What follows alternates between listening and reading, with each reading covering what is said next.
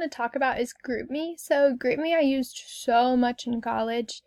I also found out that through reading your guys' post that a lot of people are using Remind.com. So this is a little bit similar, except for I know this is also an app on your phone. So I have it on my phone. You can sign up via email or phone number, and then you can use a password protected. So if you don't have an account, you can sign up today and it'll take you through the steps. It's totally free.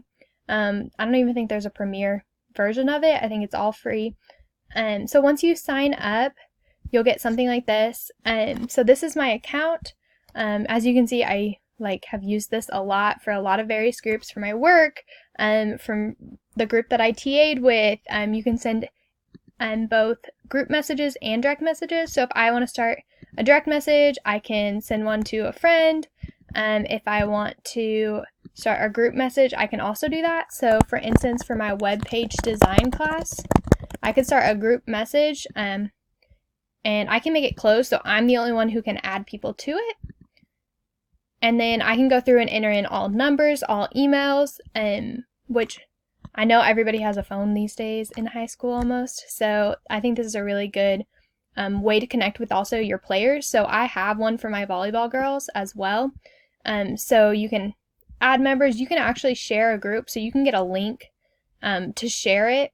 So they actually, you can put up one of those QAR codes, and they can scan that. You can also just send out an email and they'll click on the link and get it. You can add photos, you can create a poll, create an event. So you're saying you want to send out a reminder to all your players, or you want to make an event for the first day of practice.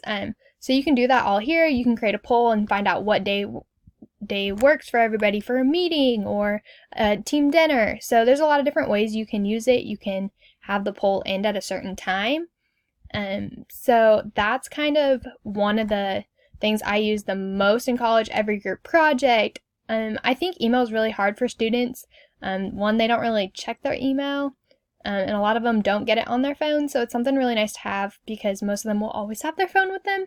So I think it's a really good way to create a GroupMe for projects, things like that. And so that is a little bit about GroupMe.